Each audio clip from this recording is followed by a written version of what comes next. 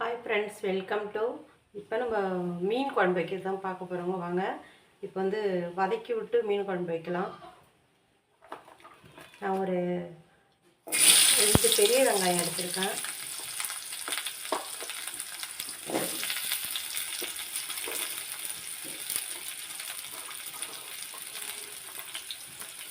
ஒரு 10 பல் பூண்டு பல் எடுத்திருக்கேன்.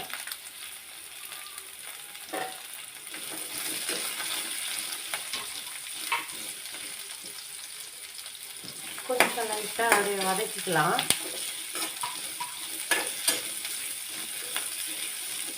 இந்த டைமில் 3 தக்காளி ஒரு 2 பச்சை மிளகாய் எடுத்துருக்கேன், அதையும் போட்டுக்கிறேன். ரொம்ப வதங்க வேண்டாம், கொஞ்சமாக லைட்டாக வதக்கிக்கலாம்.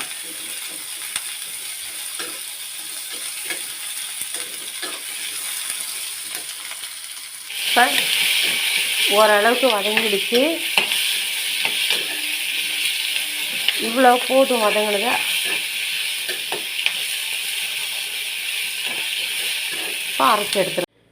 இப்போ குழம்பு வைக்கிறதுக்கு நான் ஒரு 100 கிராம் நான் எண்ணெய் ஊற்றிருக்கேன். எண்ணெய் நல்லா ஹீட் ஆகிடுச்சு. இப்போ 6 டேபிள் ஸ்பூன் கடுகு, 1 டேபிள் ஸ்பூன் வெந்தயம், சோம்பு,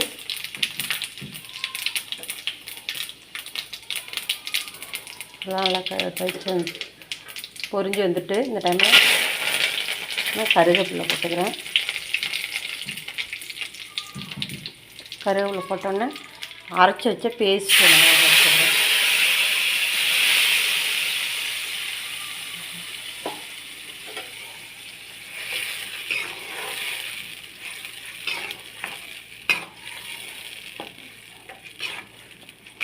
ரொம்ப வதங்க வேண்டாம், ஏற்கனவே நான் ஒரு வதக்கி தான் நான் அரைச்சி வச்சுருக்கேன்.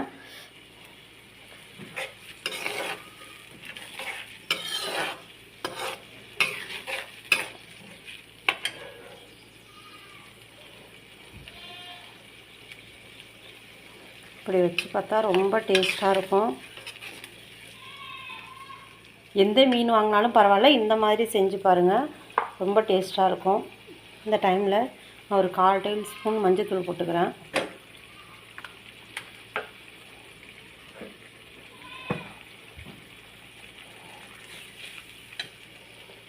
ஒரு 4 பேர் சாப்பிட்றதுக்கு நான் ஒரு 2.5 ஸ்பூனு மிளகாத்தூள் போட்டுக்கிறேன். நிறைய போட்டால் தடன்னு ஆகிடும், நல்லா இருக்காது.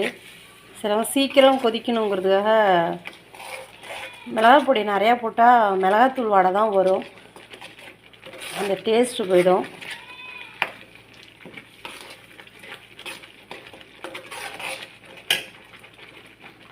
பச்சை வாசனை, மிளகாத்தூள் பச்சை வாசனை கொஞ்சம் போகட்டும்.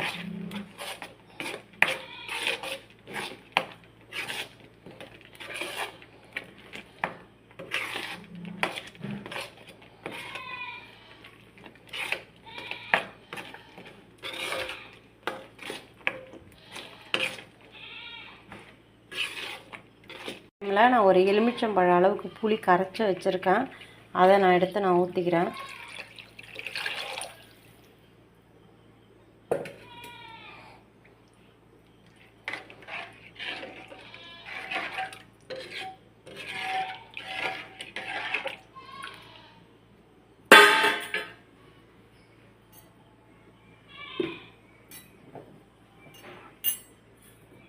உங்களுக்கு தேவையான அளவுக்கு நான் உப்பு போட்டுக்கிறேன். நல்லா கொதித்து வரட்டும். இப்போ நல்லா இந்த மாதிரி குழம்பு கொதித்து வருது. இந்த டைமில் மீன் எடுத்து போட்டால் நான் சங்கரா மீன் தான் எடுத்துருக்கேன், 1/2 கிலோ சங்கரா மீன். இப்போ குழம்புல எடுத்து போட்டுருவோம்.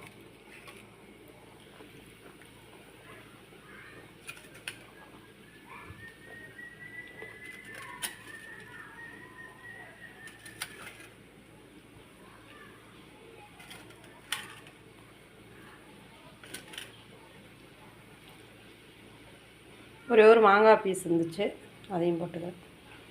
அது நல்லா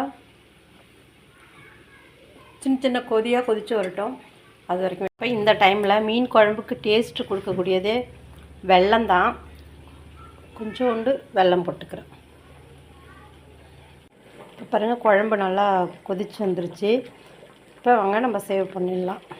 மீனெல்லாம் அப்படியே உடையாமல் இங்கே பாருங்கள் மீன் எப்படி உடையாமல் இருக்க.